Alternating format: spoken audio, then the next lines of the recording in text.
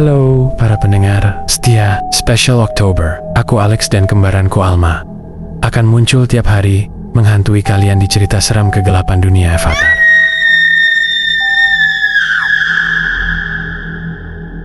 Malam ini, aku akan membawa kalian ke sebuah tempat yang seharusnya terasa paling aman. Sebuah tempat di mana kita meletakkan kepala untuk beristirahat. Tempat tidur. Tapi, apa jadinya jika di bawahnya ada sesuatu yang tidak seharusnya ada? Kisah ini datang dari seorang pendengar kami. Sebut saja namanya Diana. Diana baru sebulan pindah ke sebuah apartemen. Apartemennya terasa nyaman dan tenang. Ia menyukai suasana itu.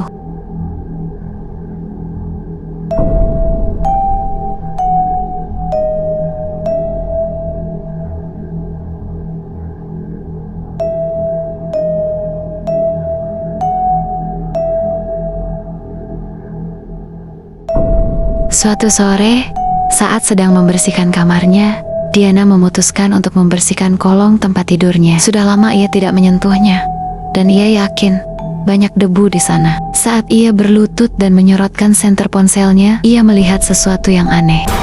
Sepatu anak-anak. Sepatu itu kecil, berwarna coklat.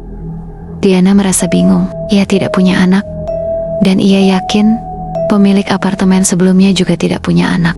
Diana mengambilnya dan merasakan hawa dingin yang menusuk tulang. Ia tidak tahu mengapa, tapi ia merasa ada sesuatu yang tidak beres dengan sepatu itu. Diana memutuskan untuk membuang sepatu itu ke tempat sampah di luar apartemennya.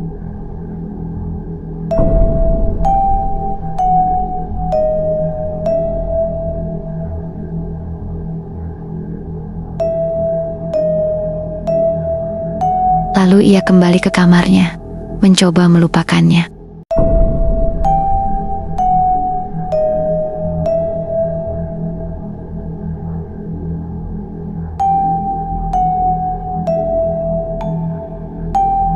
Namun, malam itu, saat ia sedang membaca buku di tempat tidur, ia mendengar suara aneh. Suara langkah kaki yang sangat pelan dan ringan. Suara itu terdengar seperti langkah kaki seorang anak kecil. Suara itu terdengar di luar kamarnya. Ia pikir mungkin itu tetangganya. Tapi, suara itu tidak berhenti. Ia mendengar suara itu bergerak ke arah pintunya, lalu berhenti.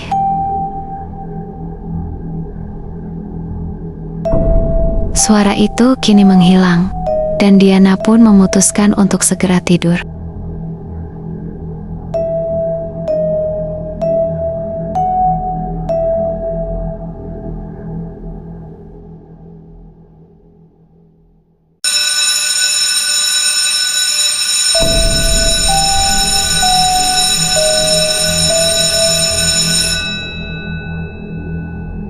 Aduh, kesiangan. Tidurku sungguh tidak nyenyak.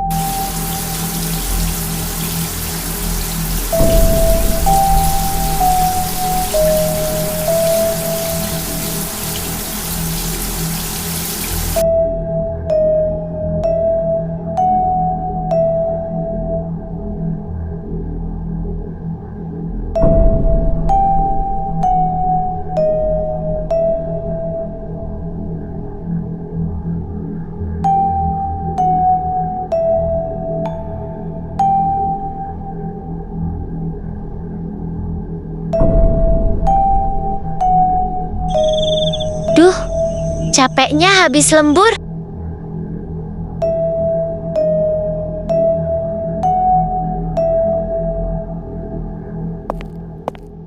Lalu, ia mendengar suara itu lagi. Suara langkah kaki anak-anak, tapi suara itu datang dari bawah tempat tidurnya.